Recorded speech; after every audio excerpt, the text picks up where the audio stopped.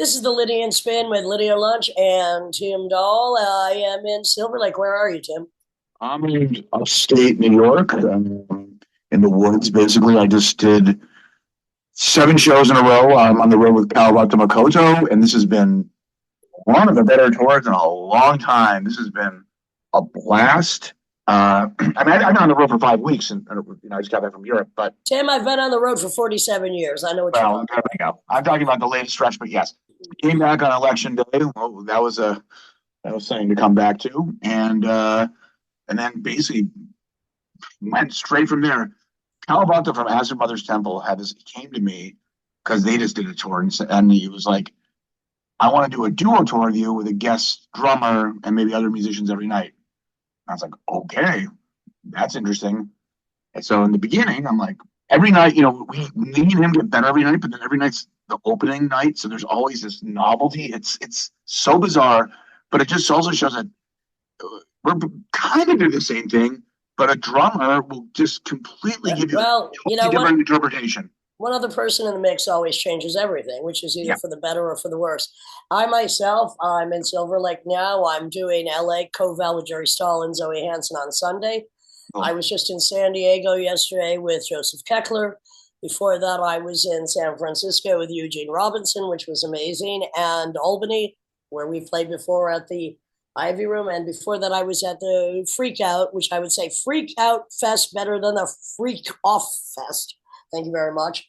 My okay. last show, except for the one we were doing with Azumi, December 6th, Tim Yep. Dahl, Ian Azumi, amazing Buto sound and spoken word design before my next tour, which will start January 6th in Switzerland, and that with solo, and then with Cortado with Suicide, the rest of Europe. So there we are right now, and I'm enjoying Silver Lake. What can I say?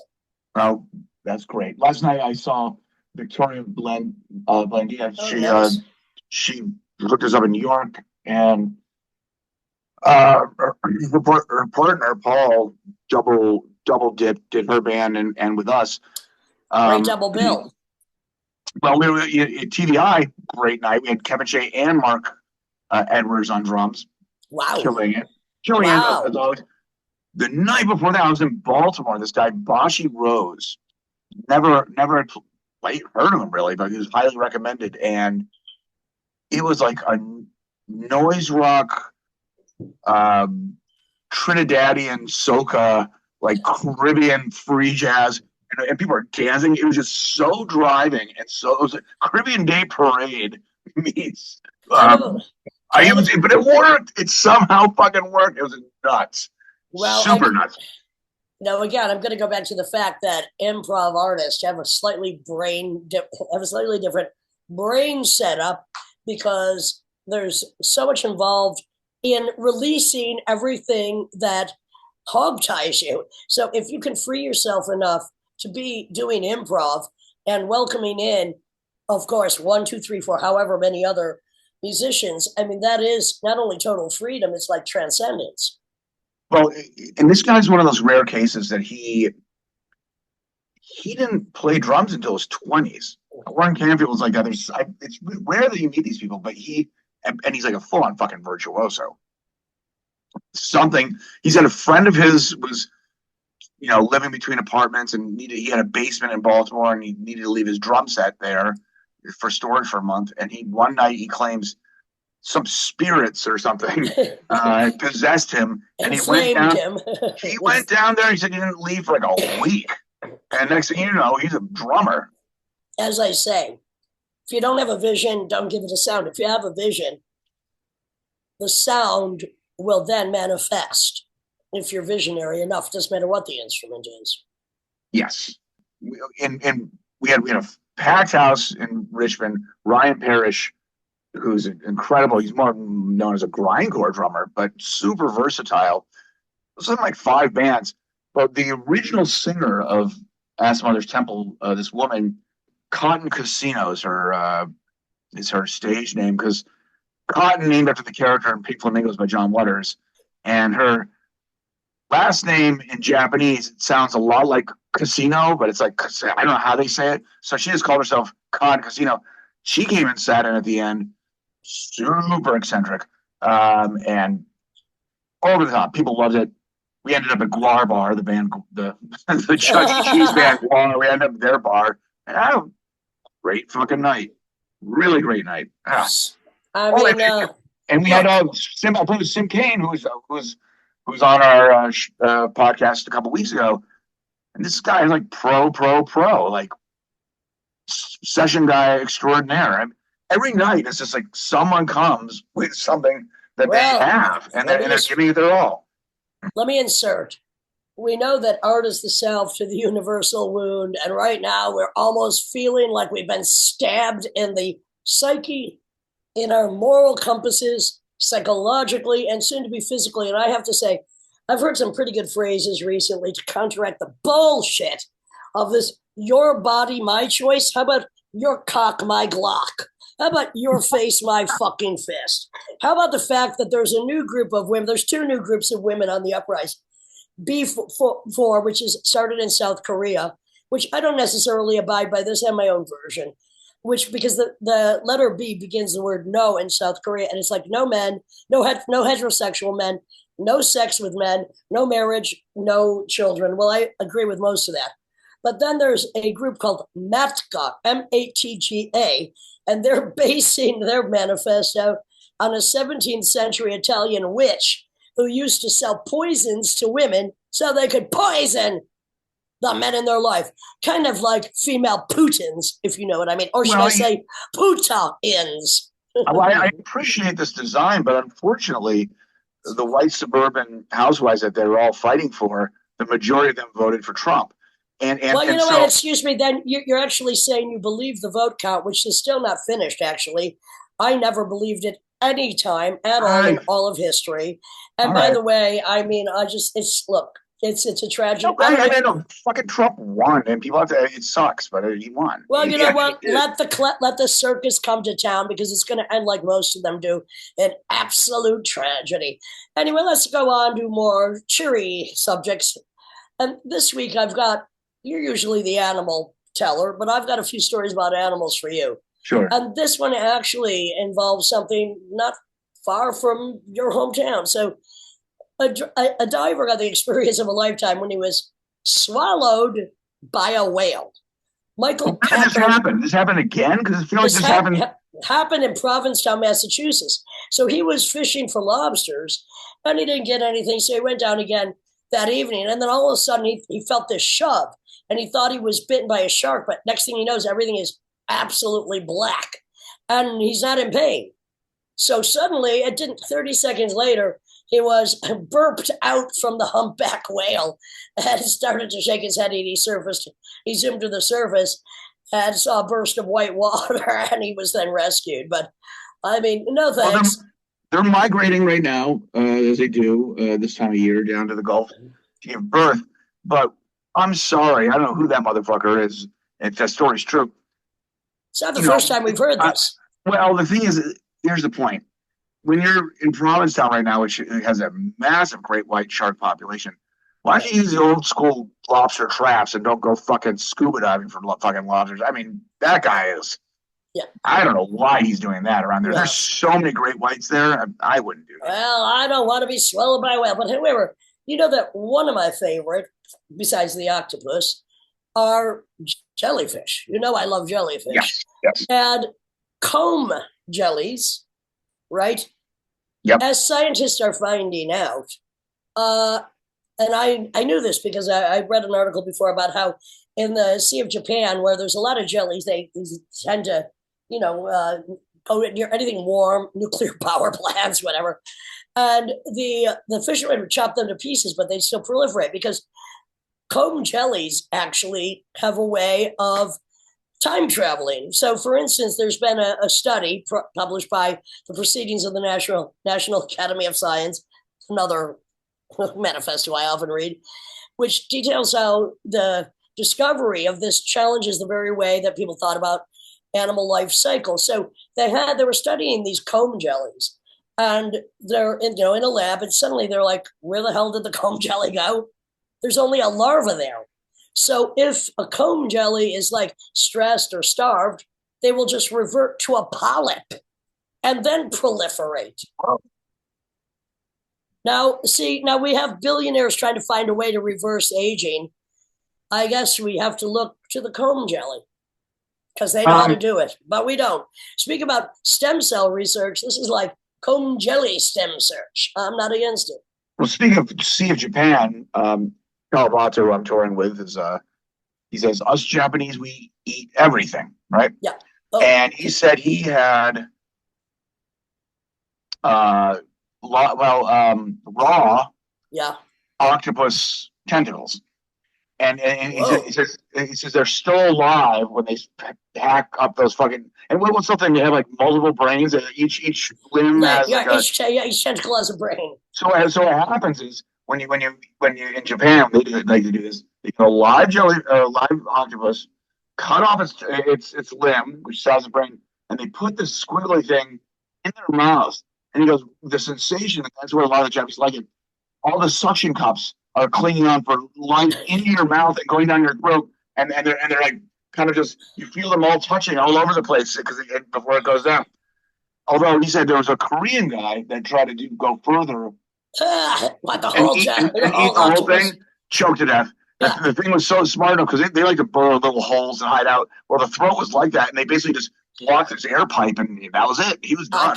I can't say I blame the octopus.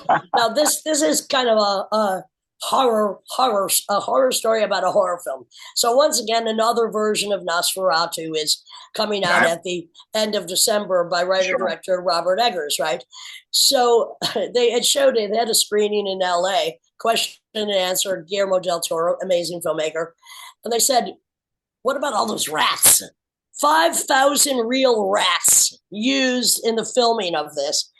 Now, of course, one of the statements was, I didn't realize that rats had such small bladders, and the stench, can you Oh, imagine, was unbelievable. Now that's really torturing your workers for. I mean, and Count Orlick, portrayed by Bill Skarsgård, who's amazing. I'm sure it's going to be good if anybody can stand the sight of 5,000 rats in a movie. yeah, it's been forever since I've been to a movie theater. Maybe since the screening of your documentary, in fact. Well, I don't Uh, blame you. But let me I got but one more film I want to talk about, which I sure, saw on the plane. I've been hearing about it for a long time, and I don't like this actor, Nicolas Cage. I find him really repulsive. But I've been hearing about Longlegs, so I saw it on the plane, and I have to say, I have rarely seen a film that had such a creepy atmosphere. It was like urine-stained Nebraska in the winter. The whole film was stained in what appeared to be just immoral urine belch. And Nicolas Cage is, you can't recognize him because he looks like a long haired granny monster. He almost looks like Genesis P-Orridge on the worst day of his life with long white hair. And I kind of recommend this film because it's so weird. Horror, yes. I mean, especially if you think isolated houses, child weirdos making dolls and burying them in the floorboards, and Nicolas Cage looking like the worst granny ever. I have to recommend Longlegs. The atmosphere was really creepy. And the thing is, what bothers me about most horror is it just looks crappy. It's like, oh, stupid people in the woods. Oh, God, kill them all. But this is really, really seedy looking.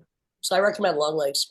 so how about I take you on a date, dinner and a movie, when we get You back? know what, David? Have you at my house? Because I don't sit where there might be bed bugs if I can avoid it. That's And fair enough. Well, the thing is, who cooks better than you or me?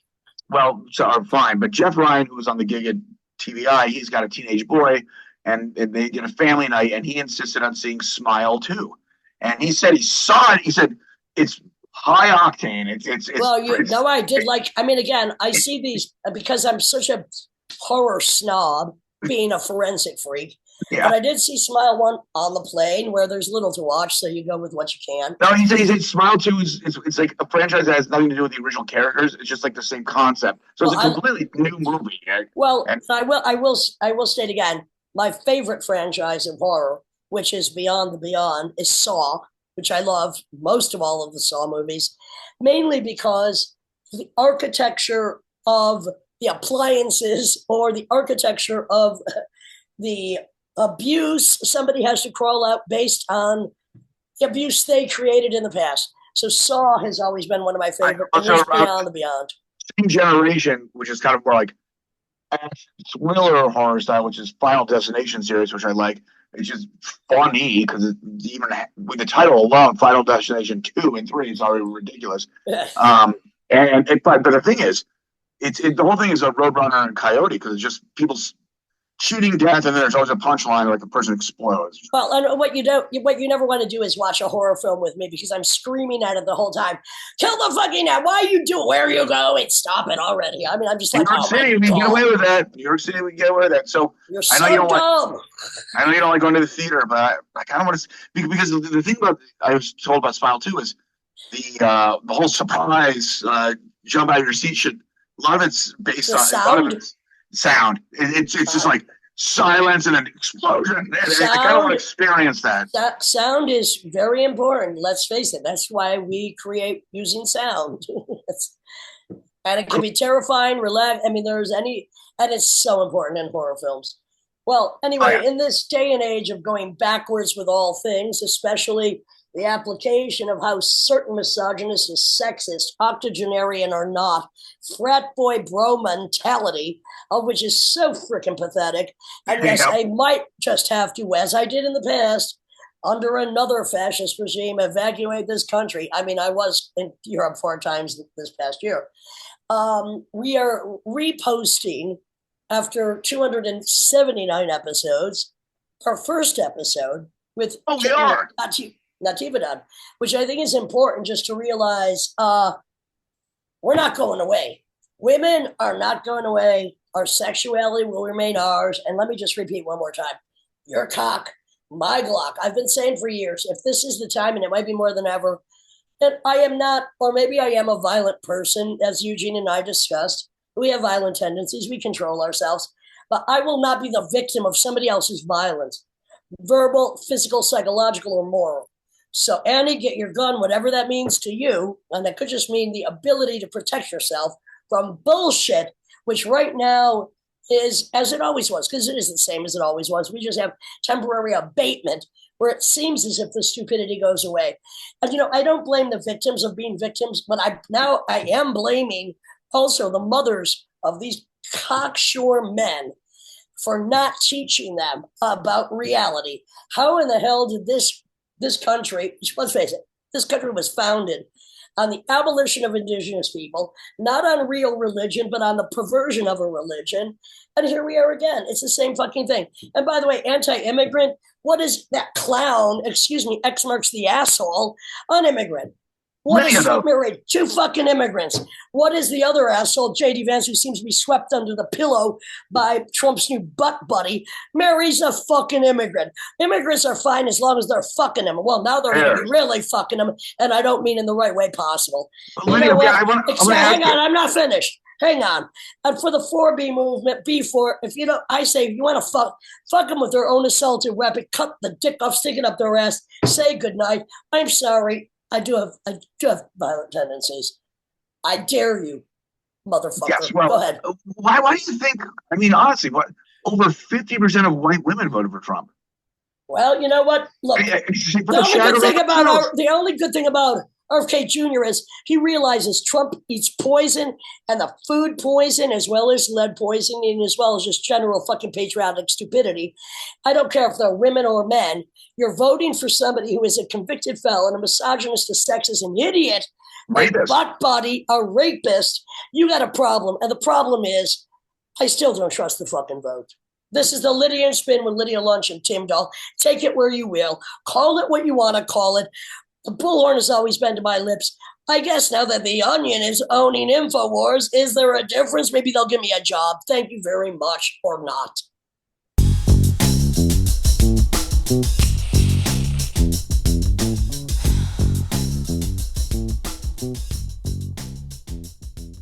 This is the Lydia and Spin with Lydia Lunch and Tim Dahl.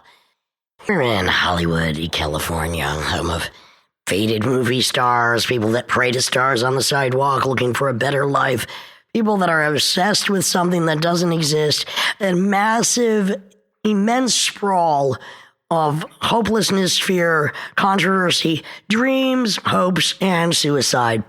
gangbangers, serial killers, and incredible characters, actors, writers, musicians, etc. Tonight we're going to be speaking to Kitten Natividad, somebody that seems not only ageless but timeless, but has somehow, because of her place in history, kind of broke down a lot of barriers. Here's a young girl who actually decided and then went to America to own her own sexuality as a rebellion against the 1950s by hooking up with an unusual crew of people, especially Russ Meyers. She is basically one, with Shra Sultana, the main Russ Meyer superstar. Absolutely everything she did, I think, was a rebellion against the repression of the 50s and probably the rebellion against Catholicism.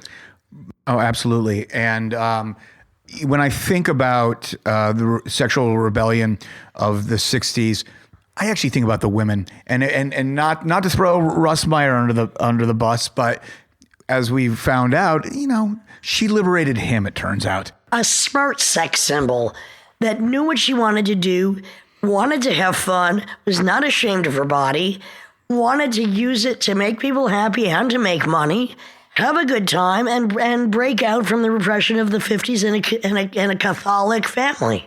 And basically, she just wants to have a good time. Did have a good time. Still having a good time. Still giving a good time. Yes. And her stories are tremendous in the classic Hollywood fashion, that the interface of the underground and the international superstar in LA exists, and she was in the heart of all of it. Well, and her first job is being like a housekeeper to a Hollywood star and just taking off from there. It is kind of a classic tale, of just some gal that had a dream and actually fulfilled it, and then went on to understand what to do with the money that she did made.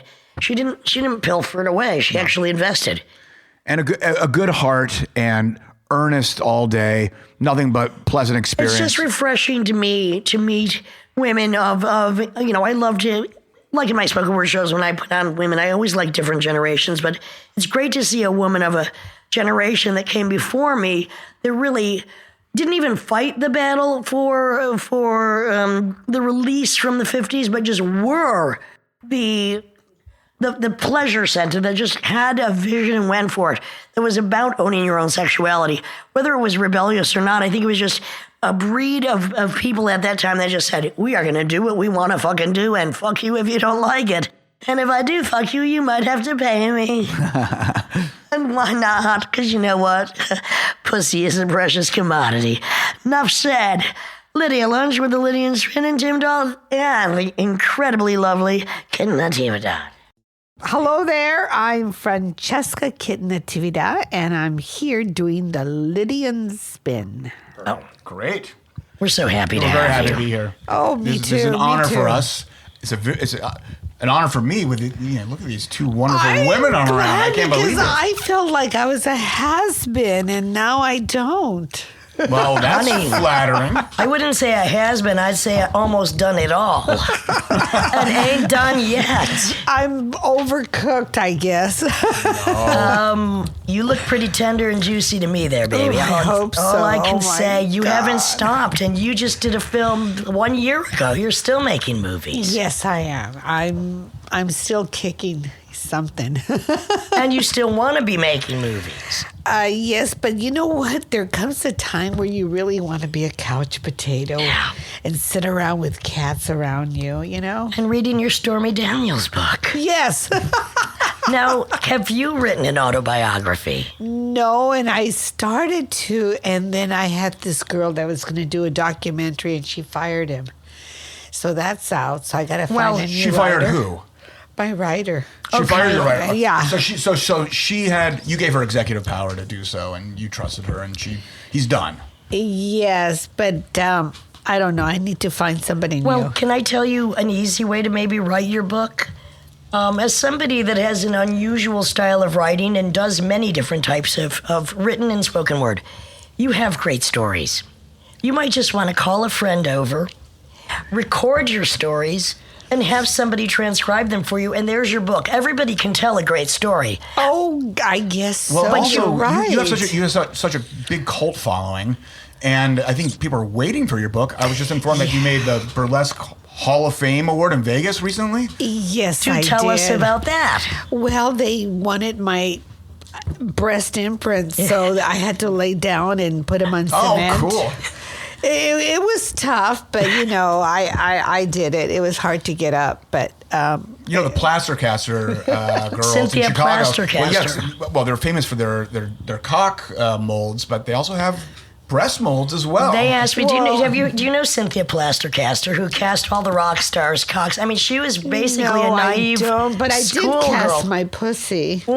And then I always signed it, John Holmes was here. Oh, nice. Now, is that fake news or is that true? It was true, but thank God I didn't catch anything. Oh, yes. Oh, my Okay, God. let's talk a little bit about John Holmes. I mean, John Holmes, the interesting thing about John Holmes to me, other than the Wonderland Massacre and all of that, is there was something about John Holmes. He was not the most attractive man. Not the brightest either, I But heard. He gave you cocaine. and he had a way of touching women.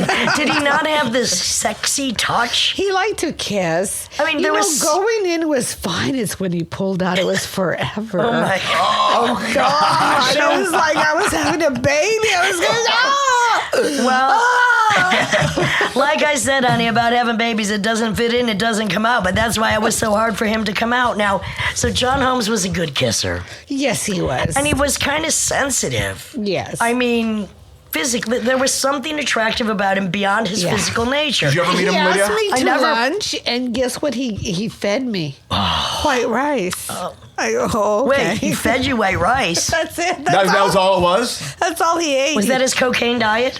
Yeah, I guess so. So- That and scotch. Scotch and white rice. That's what we had for fast lunch. living. So you brought up cocaine. So there were a lot more drugs available in the 70s And they were readily. good- it was good And good cocaine. drugs. Good cocaine. How long were you- A little bit. Well, I was just flying high for hours. How long were you involved in that scene? Because I mean, sex, drugs, and if the rock and roll was there, not good. too long. Probably about 10 years. Okay, all right.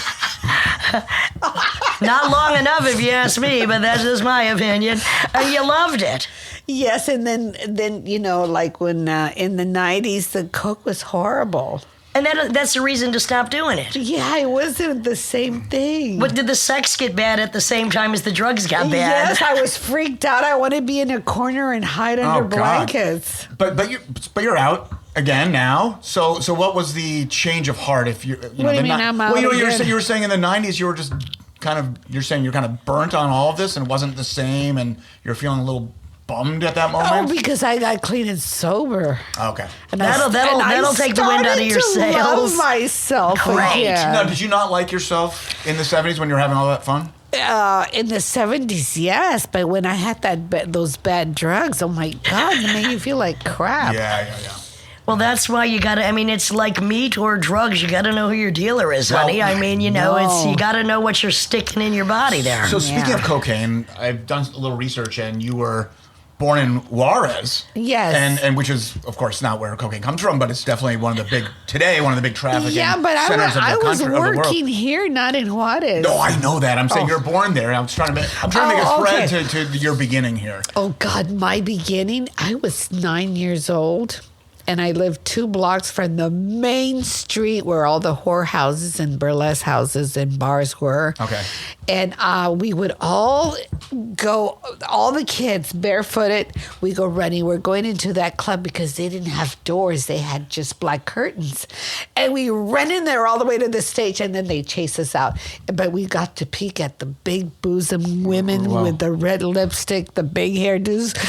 And I said, that's who I'm going to cool. be when I grow up. Fantastic. It's amazing because that's like basically Versace's same influence was his mom, and then being in such a conservative family when he was living in, I think it was either Calabria or Sicily.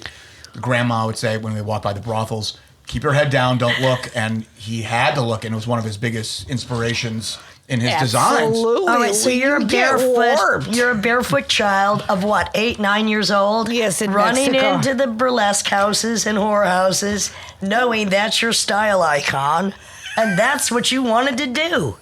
And it didn't take you too long to do that, And honey. I love it when they say no, I say yes. There you go. There you go. So you got so after Juarez, you come to America. El Paso, Yes. which is the same city, Right, except exactly. for a border going right yes, through it. Yes, and I wanted to be a nurse, and I just didn't have the money to go to college. But wait a minute, I hear that you were like the class president in your high school. Is that Yes, I was you're very popular. I was very intelligent and smart, and I didn't know that I had this charm about me. I didn't know I was charming. Did you think? I feel charming. Like Did you think you were hot in high school, or were you still looking for that burlesque ideal, which you were going to become? Well, I was very nervous and insecure and skinny. And when guys would see me in gym, they would laugh at my legs. So I became a little bit of a class clown. Like I'd wear glasses that didn't have any. Glass okay. in And them. then I'd poke my eyes and everybody would laugh when I was saying my speech. And then the teacher said, What was so funny? Things like that. But you went on to be in a lot of comedies then. Yes. I mean, you've done quite a bit of comedic work. And I was always a dancer, and I would do the monkey and the swim, and I would dance everybody in high school at the sock hops. Right. So then, okay. So now let's talk about. So then you're in. Moves to California. Yeah. So what's the thread between El Paso and California? You want to go to college, you said you didn't have money, so you just came here directly? Is that what happened? Yes, and I went to trade school, and I learned to be a key punch operator. Okay. And it was so boring. You keep punching, and Right. then I was falling asleep at the job. But then across the street from where I lived, this girl says, my sister she's a go-go dancer. She makes $300 a day. Which is a lot of money back in those days. Still is And pretty then good money. Not bad money. And Not then bad money. I saw her sister. I said, she has no tits and a fat ass, and I have no tits and no ass. I can do it. This was before you had your tits. And I said, I can dance. I can really dance. So I felt like, they were hiring anybody. And they did hire me. And What was that club? Where was that? What was that? Do you remember the It club? was in San Bernardino. Okay. I didn't drive. In San Bernardino. So you had to pay $20 to a guy to chauffeur you. Oh, wow. And then he would wait there, and that's how it started. Right. But you had to have an agency, Right. and then you go to each club for 2 hours and go dance, because you would dance 45 minutes on, 15 off, 45 on. Okay. It was like a Circuit. mafia kickback? It was a circuit. Okay, yeah. Circuit. It was hard work. I can I know imagine. they were just rednecks, Okay. And so, correct me if I'm wrong. Republican rednecks, if you don't mind. Oh, well, We they don't. exist. They exist. Did you? So you got married around that time? Did you have a? Yes, I got married to an older man who lied to me. He told me he was 40, but he was actually 60. Closer to the grave, honey. Nothing wrong with that. I know. Did he have money? Yes, he did. Well, but come know on, you what? were smart after all. I didn't know how to get it after I Oh, divorced no. him. And I didn't care because I was in the money. Right. I was doing okay. So can I ask you? And I don't know if I'm jumping too far ahead. Was Russ one of the reasons why you left him, or was it That would be Russ Meyer. Russ Meyer? Russ Meyer, one of the reasons I left him, I think it was I had, what do you call it, pressure from your friends? Peer pressure. Yeah, they kept saying, why are you with an old man? You should be fucking young guys and doing coke and having fun and blah, blah, blah. So I got a coke dealer, and it ruined my life. All right. So I just want to make sure I'm clear here. So yeah, no, you left your first husband. Your friends were saying that with your first husband.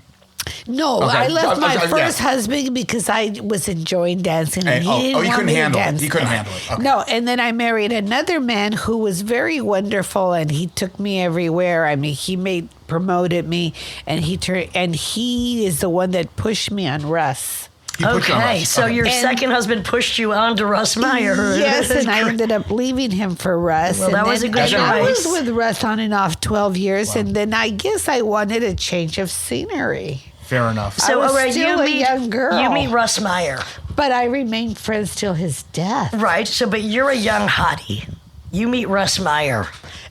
I wanted to fuck around, okay? Yeah. The guys And were- Russ wasn't into that. No, he was not into that. So wait. So how did you meet Russ Meyer exactly? He came to the nightclub called the Classic Cat to watch my show because Haji and a bunch of girls said, you gotta see this woman. She's just up your alley. And I was. And the rest was history. You know, I read in one of John Waters' books, he interviewed you and Russ, I think. This was, I don't know when that was. The book was from the 80s, maybe?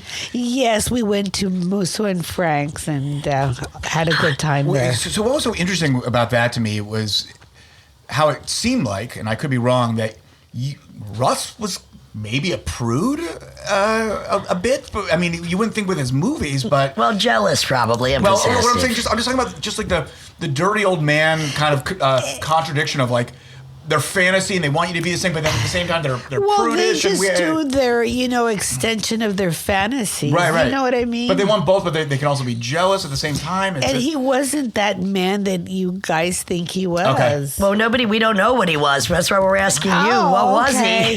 He was a typical straight up guy. Yeah. He loved his mother and he was a one-man woman when he was with her. And a one-woman man.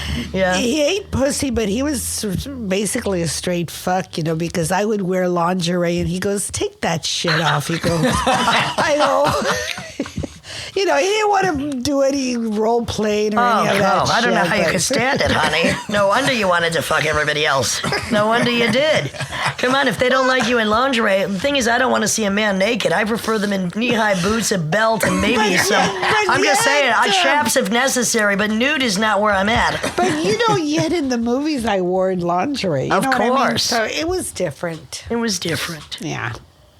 Yeah, he was a straight up guy. He was a man's man. So then moving on, you did obviously Beneath the Valley of the Ultra Vixens, which by the way, Roger Ebert co-wrote. I mean, which is amazing. Which is amazing that a guy who went on to become an incredible film critic was also responsible for some pretty raunchy and weird films at that time. I think Roger Ebert was just a freak. Yeah, right. Exactly. Yeah, definitely true a freak. life. Yeah. But eventually, he's a nice man, very intelligent. Yeah, he was known to be very intelligent. Very much, his friends loved him. I never met him, of course, and it had a tragic ending. So your first movie role, I mean, you were destined to be a superstar because, I mean, back to the Burlesque house at the age of 8, you knew what you wanted to do. So now you're offered your first movie roles. Did you just think this is it? I'm going to be a star. No, I can't wait. No, I didn't. I just thought to myself, this is fun, but I still love my burlesque. I still love the live performance. Right. I still went back to it. What did you think of those early films? I mean, so you're making these films, which then became very iconographic. People know them, they love them. They're camp, they're funny, they're sexy. They're breaking new ground, but to you... I thought it was a lot of work to do the same shit 30 times. Right.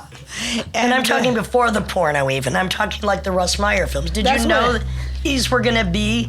No. Of course not. You're just doing what you do. No, I thought it was going to be for the moment. I get paid and that's it. Everybody forget about it. Right.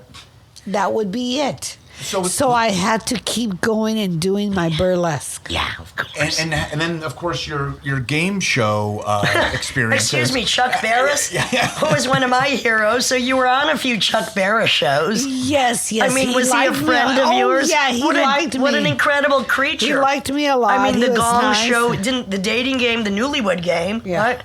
And I loved his book, and I loved the story of his life. He must have just been a riot. He was wonderful. And did you meet him independently from... no, he was going with his girlfriend then. Okay. And... But, I mean, how did you meet? Did he approach you, Chuck Barris? Did you know who you were? No, my husband was my agent, and he told him about me, and I went to audition. Wow. For the Gong Show? For the Gong Show. What did you do on the Gong Show? What they showed in the film, that was my audition. and so was this before, after? I didn't even have to perform. He filmed my audition. There you go. And what about this TV show or this game show with Rip Taylor? that you were in. Oh, the $1.98 contest. Yeah, I met Rip. I was heartbroken. I didn't win. I wanted my bunch of carrots. So did you meet Rip? Were you hanging out with Rip Taylor? He must have been our laugh riot. No, but when we did the movie, the Gong Show movie, I hung out with an unknown comic and all that. Oh. We all got drunk, and I gave him head and everything. Did he wear a paper bag while you gave him head? No. How did he look under that bag? Everybody wants to know. He was hung like a horse. Oh, wow. Unknown comic. I mean, no wonder he didn't want to show his face. His dick was so big. I mean, he didn't want to be okay. I'm sorry, we have to go there. You brought it up. We're talking about John Holmes. We're talking about the unknown comic. But really, who was one of the best lays of your life, if I may be? Tom Selleck. Now, we want to know about this. This is confusing because you Tom Selleck. Now, Tom Selleck. Was Say it again. this Tom during Magnum Selleck. PI, before Magnum PI? Just before Magnum PI. And what about the rumors about him being a homosexual? Do you think that's not true? Or maybe he's bisexual? He was the best lover I ever had. He must have been half gay because most gay men are the best lovers I've ever had. I'm just saying. I mean, If he was, and he shared properly. Right. So, and how did you, How did I meet him? No, okay, go ahead. We're on a roll now, honey.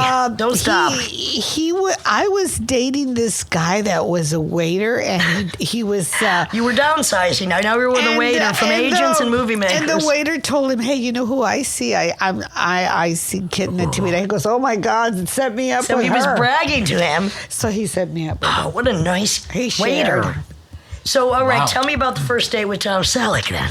Oh, well, we didn't date. He came to my house. Just because you're going in and out doesn't mean you're going out. We were supposed to go out, but... Why bother? We didn't make it out the door. You made it in and out, not out the door. And then he was on his way to Hawaii, and guess what? I was on my way to Europe to meet Russ, so... Only one time? Strangers in the night. And memorable. I'll never forget it. How sad that the best lay of your life happened one time. But at least it happened. Exactly. Wow. All right. I think we might need to take a little breather for a because second. you know what? I still can have orgasms by memory. Whoa. Now, let's talk about that for a minute. You know, a lot of women have a problem orgasming. I mean, their brains are not free enough. And it's very hard. I mean, some of them have to use devices. I'm all for any device or any trick of the trade or anything it takes. And a lot of times it is all in your head. It's in my head because some guys were real fat, and I would think of them as Charles Bronson. Nice. And I'd have a huge orgasm. Oh, so Charles Bronson did it for you? Yes, he did. Wow. But he didn't do it to you.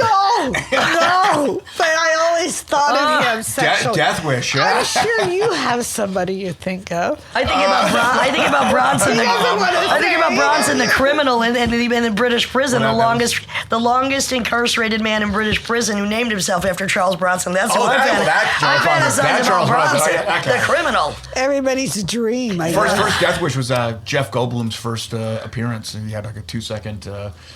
He got Charles Bronson ended up killing him, I think. Back then and still to this day. I mean, was there anyone you really wanted to have that you didn't, or could you just, as I've often done, just walk up and say, "Excuse me, but I'd really like to fuck you"? No, I didn't get everybody I want. I didn't get Charles Bronson. Oh, damn. Is he dead? Is he still around? Is he around? No, he's dead. He died. Okay. Well, you got the ghost of Charles Bronson. Maybe I'll get him up in heaven. I don't know. You know what? Honey, you might be going the other direction. I'm not sure. I don't think so. Oh, no. Wherever it's most fun, that's where you're going to go. I've been in hell already. That's right. Forget about it. Actually, you are heaven, baby. You deserve it. Yeah, I've been in hell for a long time.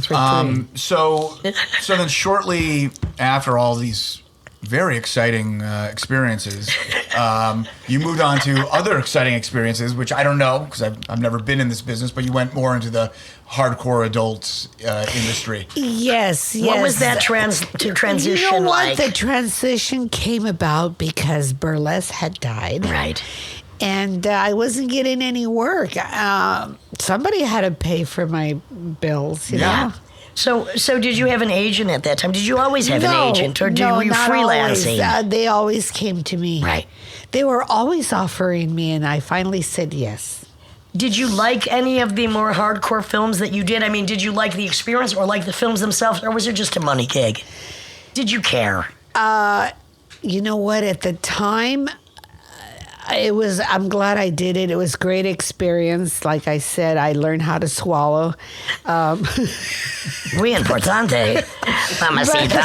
But it was really the most unsexual time in my life. Because it was a job. It was horrible. You have to fuck for 8 hours and you're dried up and everything. It's hard. It's hard. Yeah. It's not as glamorous as it looks. No, but Okay, so- the editing looks great. And how did you transition then? How did you parlay from doing these films, which were basically just a job? They weren't really arty. They were just a job, into doing something like getting into other films or just transitioning into the next stage of your life. How did you finally decide, okay, now we've got to do something else? Like I said, they came knocking at my door. Okay. And as we did, Yes. as they still are. And people, yes. I remember somebody said, I don't see people knocking on your door. Well, There you go. because they're not sitting outside your door knocking because you let them in. You shouldn't have let them in the first place. Yeah, no. Everybody's always come to me. That's fantastic. I don't have When did you any- decide to become like to start your own fan club and to start to monetize that way yourself? You started to actually own your My image. And fan club started when I was on the circuit. And guys would say, when are you coming back in town? I said, give me your Nice. address Okay. here. Okay. I had a book and I said, sign your address and where you live, and then I would look through my book. We didn't have computers, Right. Did you and do I national tour? and my husband would write them. She'll be appearing at the Great. Market Cinema in San Francisco or whatever. Did you I do was- full national tours? in burlesque. Yes, yeah. I would be like you, for 6 months straight, Right. and then come home for 2-3 months, and then do it again. Right. But you were making bank then Yeah. when you're on the road like that. So what did you do with your money? We bought houses and jewelry. And wise and- for you. That's what I'm saying. You actually learned, unlike a lot of people that were either in pornography, you knew you had to monetize it into something Well, else. I either knew that I had to do that or marry a rich guy. Exactly. Yeah. Did you ever run across any psycho fans? Any just dangerous men on the road? Or? No, but I would tell Russ about him. I would meet guys that would just blow their loads, and I could smell it. And then I tell It does have a specific piquance, shall we say. I kind of like the smell, though, of jeans that have been freshly come upon from the... there is a certain... they can walk on their own. I mean, well, they... Well, I prefer it if it's like a teenage fragrance, but that's just me.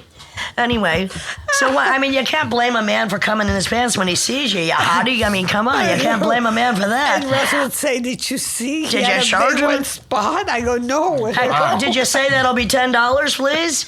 Uncle Krusty over there. See, now if only you could have monetized those that were coming all over your fantasy of you. God. You can't charge people for a fantasy unless you're able to No, but I monetize did it. charge him for the picture. And as you should. But you were wise enough to then, because now you're a landlordess, as I like to call you. Yeah, but everybody's after my money. Jesus Well, Christ. I mean, if you get out there in the world, if you're brave enough, like yourself or like Lydia, if you're an artist, you're a performer, the amount of obstruction and the amount of attacks are just. It's amazing. It's instant, and the vultures love to hover around, especially if you're down on your luck. It's kind of it doesn't give you a lot of faith in humanity when you witness that. But No. But you know what, darling? You've made so many people happy, and so many people back you up, and so many people love you, and thank you for what you did just by being bold enough to embrace a sexuality which at this point is being ostracized and criticized. It was a different kind of sexuality in the 70s because it was really a breaking free Well, I from the tell you, 50s. When I worked for the mafia, the guys. Wait a second, back up. They always slapped me on the ass. He goes, "Go get a do show," boom, and slap me on the ass. I And go, no "Thanks." biggie. And no biggie. It's a slap on the ass. I did not sue them. It's a slap on the ass. I don't really want to go too far into the way that sex has been perverted. But by- I'll tell you one thing. One time I was robbed in Boston of all Bastards. my jewelry. Yep. And I was crying, and my he was Teddy Venus from the Greek Mafia, and the Greek Mafia. And he tells me, "Go do your show. Go do your show." When I got out of my show, I had my jewelry back. It was the elevator guy that did it. Okay. But I mean, you were always protected by these men. Right. Well, Just don't cross them. Don't fuck them. Well, and also, it's really a matter. Don't fuck them over. I mean, I think it's a matter of interpretation. The way that there is so much controversy over. Look, men can be assholes. They can be dicks. They can be pigs, or they can just be flirtatious men. Yeah. There are rapists. There are murderers, and then there are just normal men acting silly. You cannot paint all of them with the same brush. And the thing is, I'm not blaming the victims for complaining. I'm blaming the mothers for not teaching women how to defend themselves or to behave with dignity and respect and strength against the normal, typical male bullshit behavior. I don't know. It was very different then. It was right? because sex was a liberation. It was a break from the 50s. It was when women were actually owning their sexuality, and when you had to deal with stuff. Were you ever raped? No. Exactly. There was times that they wanted to screw you, and I go, no, my husband's outside but right you now. knew how to deal with it. Yes, you knew how to deal with it. But they did take no for an answer. And there is a big difference between someone being raped and someone being coerced into a position by a man in a position of power who wants to gain a position further up the chain than what they are. All right, I don't want to talk anymore about that. Yeah, it's interesting. But that's pretty much the diagnosis, because the time that you were coming up, it was really a break from the inhibitions. Yes. It was sex as fun and comedy, sex as release, women owning their bodies, even if men were the movie makers or the agents, and you became your own agent at one point. And do you feel you were exploited? Not at all. Because you enjoyed what you were doing. Yes. And there was some glamour in it. When I needed help, they were there. They were there. They were there as men. Well, I always say that about with some of my female friends when they kind of decide to get in a relationship with some kind of, I would say beta male, if you will, some kind of, doing what basically bossing them around and all that stuff. That's fine. But I always say, careful, because, sometimes those asshole guys, they kind of got your back when things go down. And you know what? Sometimes these other guys that are just kind of like nebbishly hovering around you and, going to your every demand, when things go down, I've kind of witnessed it enough. They're nowhere to be seen. My theory is running this. down the door. Tell me if this is not true. Every woman wants a nice guy that knows how to be an asshole. We often end up with assholes that pretend to be nice guys. How do you find that balance?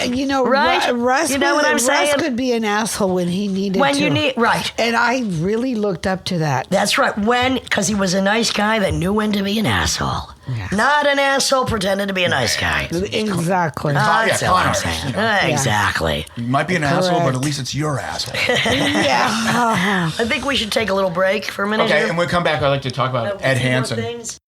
So, we were just leaving off on Ed Hansen and your eroticized video I was witnessing today, in fact. Oh, really? And I'd like to make a connected thread for the audience that Lydia also has a exercise video that is still hasn't starring Neon. Yeah. Called the Lazy Girl Exercise Hasn't Video. been released yet, but it's definitely in the wings, and it's something different aesthetic than the way you approach it, but kind of the same general hilarity. Yeah, attitude. Well, you know what they even to this day, that when you go to gay parties or whatever, they put that on. So the gays like this. They like it. I don't know what. Just us, bouncing up and down naked. Yeah, I mean, you struck a chord with that. With that demographic. I have to say, clearly. The exercises are pretty effective. I mean, they are good exercise. This is pre-Pilates. Well, we were trying to compete with Jane Fonda. Oh, honey, no competition, though. Come on, let's face fact. I mean, love Jane as I, Barbarella as I do. There was no competition. Barbarella. So, were you able to monetize the erotic exercise videos or not? No, that belonged to them. Okay, that belonged to them. Yes, and that's where I first met Ed Hansen. Okay. And I guess he was the director of that, or he was the director, and I guess he saw something there, And you had an incredible well, at least for the rest of his life, you had an incredible relationship. It sounds Yes, and then he went on to have somebody write a specific story about me. Betty Bigwin's taking it off and taking it off too. Okay. Yeah. So he wrote scripts specifically around you is what you're getting at. Yes, he had somebody write them, and he was a director. And we used to have parties and everything. He was a really nice guy, and he loved Musso and Frank's. He went every Friday and had lunch there. Which, by the way, I go to Musso and Frank's now with Danita Sparks of L7. That's our date. Oh, okay. Danita Sparks has an all-girl rock band, very raunchy. They were even in the John Waters film. Their band was called Camel Toe. And we go to Musso and Frank's, and it's not for the food, it is for the atmosphere. Yeah. Because it's just a classic Hollywood hangout. Yeah. A lot of writers used to go in there in the 50s and 60s, and that was your hangout every Friday. What would you order? I've ordered everything on the menu. Well, the liver and onions is pretty good. And the shrimp cut. Yeah, that. I love the liver. I have a theory. Women love liver. Women like. I have a theory about love that. it. It just kind of goes against the grain. My mom would make it, and I'd be like, oh. No, but moms didn't know how to make liver. Well, I have liver in France. Certain ways. I love liverwurst in Germany. I like all that stuff. If you overcook it, it's rubber. Well, clearly, maybe my mom couldn't do it. But I do think there is a primal biological attraction for women with just liver. like to eat the classic 1950s You would liver and onion. think they would not. I've eaten it raw. Whoa! It's so funny. I never heard of that It's before. so rich in iron. With Women need celery iron. salt on it. Women need iron. Now is that Yes, that sounds dangerous? My body was craving You it. crave liver. As a little child, I'd watch Sorrel Book, who played the character Boss Hogg and Dukes of Hazzard. That was his favorite food. I mean, raw nobody liver. is going to be disgusted by anything we could possibly discuss, except for those that hate the smell of liver. If you don't like the smell of liver, forget it. Now, do you have a preference of what kind of liver you like? I like calf liver. I like calves. Oh, so you like it hardcore, okay. Yeah. I mean, chicken livers are kind of... I like chicken livers. Yeah, they're But you gotta they're a have them nice fresh, snack. fresh. They're a nice snack. So if you're stranded in the middle of the ocean... The two cackling witches here dreaming about those bloody plates of boy. liver. Under the blood moon last night. Did you see the blood moon? It was amazing. I heard that it was an eclipse. It was an eclipse. I was under it. Unbeknownst to us, we kept saying, "Look at how beautiful the moon is." That was the night before. You know, Anyway. with those eclipses, it's like once every 278 years. I'm like, I think I've heard that like a million times. Like, how many variations of eclipses are there? Well, we were under the one night from full moon talking about dancing naked, but we, let people just dream about that if they will. Yes. Now, let's go back to a few of the facts we need to undercover here. Well, so I know this is a little fun fact. It probably doesn't really mean too much. But you performed at Sean Penn's bachelor party. Yes. With Madonna when he got married to Madonna. I hope they paid well. I hope they paid well. The guy that paid me was Duvall. Okay. He gave me the bucks. Good. You just Robert Duvall. Robert yes. Duvall. Oh. Yeah. Whoa. The apostle. yes. So they were all there. They were all there. Was that like one of your hate? Was that like just I'm Yes. it now? Oh my God. Who else was there? Who else? Trash the trash. Give us gossip, Tom babe. Cruise was there. Oh wow. Oh boy. Wow. Did he watch or did he turn away? Chris Walker. I mean, they were all there. Christopher Walken. Oh, They were all there. They were all there at the Different. Roxy, and it was wonderful. I was very lucky. What were you wearing? I was wearing a leopard. Of course. And of course, I took it all off. Yeah. Oh, what kind of shoes were you wearing, honey? Stilettos with rhinestones. Oh, beautiful. What color were your toenails? I think everything was red. I'm sure it was. Red Yeah, lipstick, red toenails. So maybe you cursed the marriage. Well, honey, let's Guess face what it. music I played? What? All Madonna's songs. Oh, really? Oh, did he like that? Yes, he did. did? Okay, He was all shy. He was very shy. I tried to make him touch my breast, but he wouldn't. Are you kidding? God. Well, maybe. it was a knee movement then starting. Yeah, I well, don't know. no. Maybe he didn't want his tiny erection to show through his jeans. Maybe he was afraid of showing what a small man he really was. He's such a big and beautiful woman that you were. I don't know. I'm just saying. He's just being respectful. Well, isn't that kind of him? Yes. Or maybe there was some kind of claws. Blackmail cameras from Scientology in the wings. Did Madonna touch your breast? No. Well, she missed out, didn't she? No. Yeah. She touched my pussy, though. No, I'm just Oh my God, I can't believe it. kidding. I'm kidding. I mean, look, you see what I'm doing, Kitten? I'm holding my own hands so I don't touch your breasts or your pussy. I'm just saying. Put it this way, in my mind's eye, I'm touching you all over, baby. All right. With love and respect. Thank you very much. Do you feel the Lydian love? Yes, I feel the love. Well, thank you. Lydia spreads her love, especially to the ones that are brave enough to realize their own designs that are independent. And guess what? I don't waste my love, endangered species, but I spread it in the right places. Yeah, the endangered species of the individual, the endangered species of the self-made expressionist, exhibitionist, Artist, performer. exactly. I mean, it's a rare one, and of course, you are one.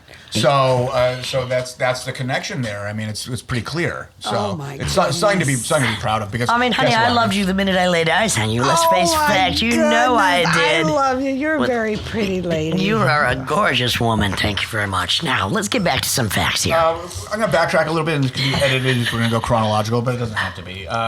Stella Stevens.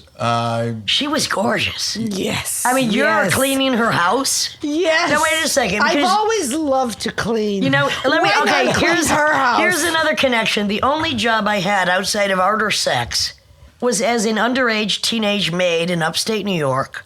No. And so this is another connection we share. And I'm fastidious in my house. Ask Tim. He's been there many times. I am a clean freak. Very organized and very, very clean. But we both... So you were at Stella Stevens cleaning her house. Yes. You were 20? Yes. How old? No. I first came for a vacation. Right. And my uncle was a janitor at a place called PJ's on Santa Monica. And that was the boyfriend that owned the nightclub was Stella Stevens' boyfriend. Okay. And then he says, she's looking for a nanny / Right. So I went for the whole summer and became nanny domestic. Wow. And I loved it because I saw Warren Beatty, Glenn Ford. They all would come visit her. Did they have their eyes on you? No, I was young, but I would be looking, and then they would disappear into her bedroom. And you said one day that's going to be me. They're going to be disappearing into my bedroom. And in those days, you could smoke in people's houses, and I would collect all these. I still have them, the cigarettes from all the different movie stars with their name on it. Nice. Who else went into her bedroom? Into the bedroom of Stella Stevens. All right. Warren Beatty is good enough, honey. And Glenn Ford, right? That's a wide berth of men. A lot of times they would play poker, naked poker. Naked poker. And I'd be in the kitchen looking. And was this before you were fully endowed with your I had man-made gorgeous.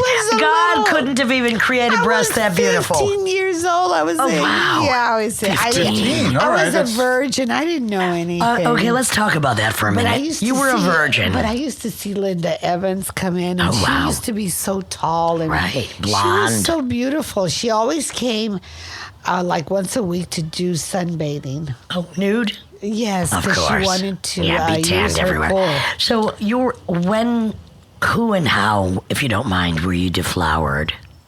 Who and how? Do you remember? Oh, yeah, my first boyfriend. Okay. In high school, on my graduation night. Oh, wow. Yeah. Was it good? It was good, and we tried to elope, but we didn't have enough money for a license. I think you just sent your cat into heat by saying that, because now I hear some cat just crying desperately for a good I don't know. Oh, here she. You want to go out? Now the pussy is on Kitten. Right. So I don't mean to get too dark here, but I'm always amazed, and Lydia's been ill herself in the past, and just how to endure that, and how to just be resilient, and how to still stay alive and positive.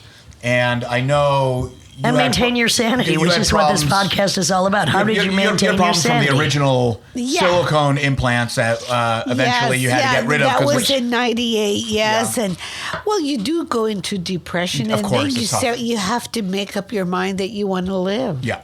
And you said, hey, I'm alive for a reason. Let's live. Right. And by the way, I mean, they were the most beautiful man-made breasts ever created. Yes. They were fantastic, even though now we know that they were industrial-grade silicone. But I mean, we see a lot of bad surgery, especially in LA, and these were immaculate. They weren't stalactites. Yeah, and They were I often immaculate. wonder, maybe it was a good thing that that they were taken away, because I don't know what the hell, I would have been in so much trouble. They were a lot of trouble. Yeah, and probably backaches as well. Yeah. A lot of trouble. That was a heavy burden to bear. This way it made me think with my brain and make better Which you always had. decisions. But you're a survivor. It's clear. What brought you out of the depression then? So you had to have a double mastectomy, which has got to be it's mind blowing anyway. It's mind blowing. Well, the reconstruction. And you had the reconstruction, but did you feel like you were losing your identity, or that you had to re-identify yourself? I had to re-identify myself. And get really back into who you truly were. And guess what? Do tell. What made me go forward was that my fans loved me anyway. Of course, baby. And they still love me to this day. We still love you. Because I have gone like this to do signings, and not one of them has asked me what happened. Exactly. Well, what happened is you still are alive and beautiful and striving and thriving. Yeah, so it's great. It's great. I don't think about it that much anymore. And how does it feel? I mean, do you feel like you're still 35? Do you feel 40? Do you feel your age? Do you act your age? You don't act your age because to me, you're a party gal. Well, to tell you the truth, I do feel older, and I'm glad I'm older, and I'm glad it's behind me. It's hard to be on all the time. Right. It's really hard. It was taking a toll on me. I'm glad I can be more settled now that I'm older, and that's me. Right. And we need women that can represent all the generations of which we are, and they can stand up for things and be proud of what they did, even especially outside of the margins of what is acceptable. I'm glad to be getting older, because if you don't have a birthday, then you're dead. Exactly. There you go. What do you still want to do? What do you want to do? What's next, or what haven't you done that you want to do? I want to finish my book. I'm going to help you do that. Oh, great. I can help you. I already told you a secret. I can help you do but that. But I'm fine just being home with You're my the kitties, landlordess. And I'm just fine laying on the couch and watching good old films on TMC, And why not? You know what? Why not do nothing beautifully?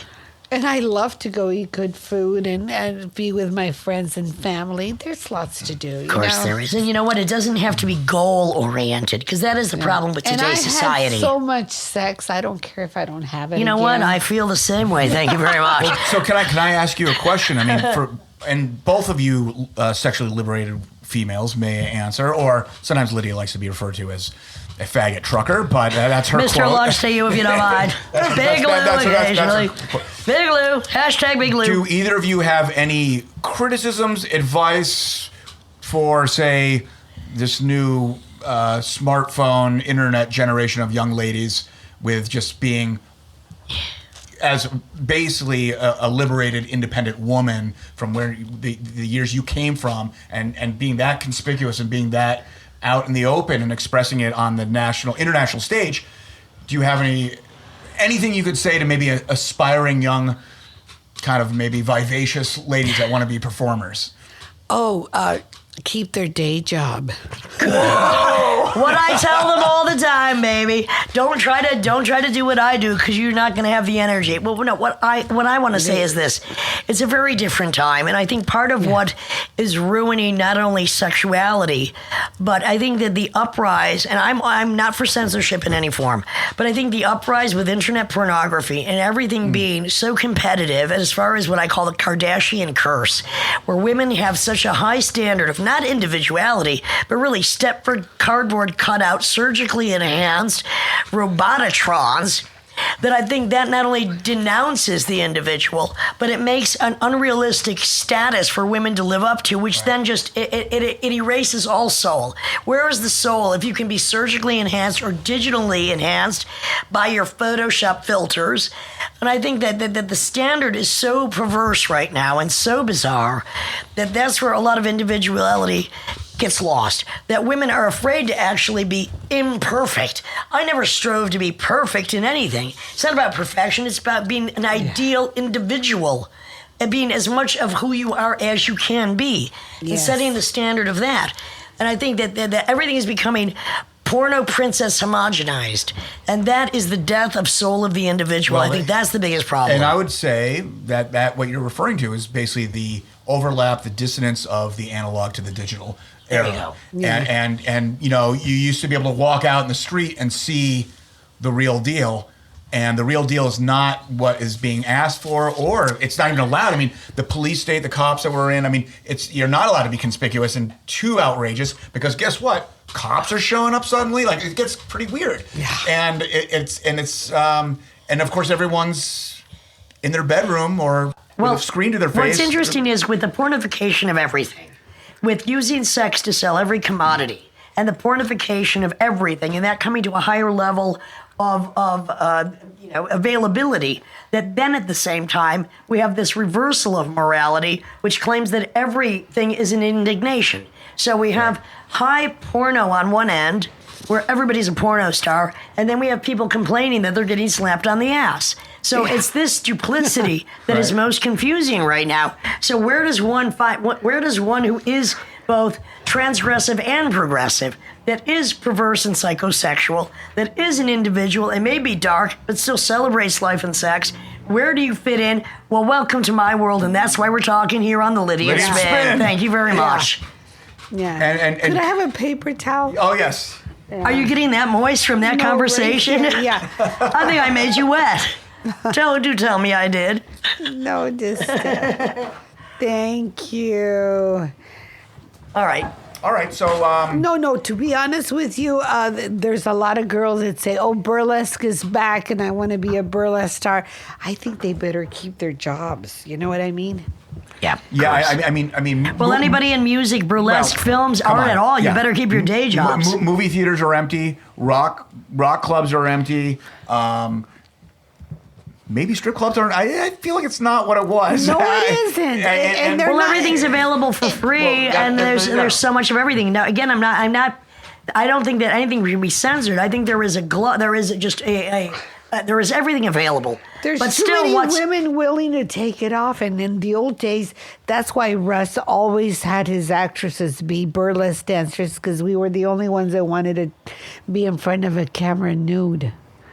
You know, real actresses didn't want to take their clothes off. I still think that the main point is, if you are in any form of art, music, literature, movies, if you are professing, if you are showing, if you are giving an example of an intimate expression, of a unique and individual expression, of something that is deeper than most other people want to go, there is going to be a salon mentality, that there is going to be an audience that needs and wants to hear that. And those are who still come to us. Because the need for the individual will always be there. But as it has always been historically, whether we're talking literature, film, or architecture, it is a smaller base, and it is an important base, because those are the people that need it, want it, and deserve to have that expression available to them. We're just going through a different time now. All times are different. It's always forever changing. It's right? always, it's just the cycle of things. Like big tits are getting to be bored. You know what I have to say, Kardashians, I always had a big ass. You finally caught up to me. These aren't implants, baby. The real deal. Can I wrap it up with a question to both of you, who are both very liberated women? What does sexual liberation mean today, you think? There isn't. You have to be careful what you say, what you touch, and who touches you, who looks at you, it sucks. I'll tell you what sexual liberation is. My sexual liberation is I'm not on Facebook, although somebody runs my Facebook. I don't do social media because I don't need your catcalls. If you want to write an essay, I don't want graffiti on the bathroom wall. I don't get involved in that tit for tat chit chat of social media. Whatever I want to do, I still do. Trust me, I do whatever I want to do, as I always have done. I just don't do it in public. I'm not falling down on the sidewalk. I'm not giving blowjobs in the bathroom where you're going to spot it. And I'm not posting these pictures, and nobody is selling their home pornos of me. You know why? Because I've already monetized my home pornos. So who's going to do that? Right. Yeah. So I own what I am. And the difference is this, is like, I'm going to continue to do what I do, but I'm not under the glare of social media where you have to be extra careful. And then we have not only social justice warriors, but then we have the ones like the Kardashian cult that have made it big by putting their sex tapes out. Right. Thank you, Rob Lowe. I did like your sex tape, and I still think you're sexy, but so I mean, it's a very confused time because it's so convoluted at either end. Like, you have people that are multi-millionaires for doing nothing but being surgically enhanced, who are talentless bimbos. And then you have other people here who are like, trying to get a leg up by accusing somebody else of something they didn't like that they did, or not getting back to them for something they did do. So where is the medium? And the medium, I don't want the medium. I'm outside of all of that. It's kind of scary. I'm outside of all of that. And you can be outside of that. Just don't be addicted to the internet. However, you are listening to the Lydia and Spin, so there you go. I guess you're already addicted. Yeah, yeah. Yes.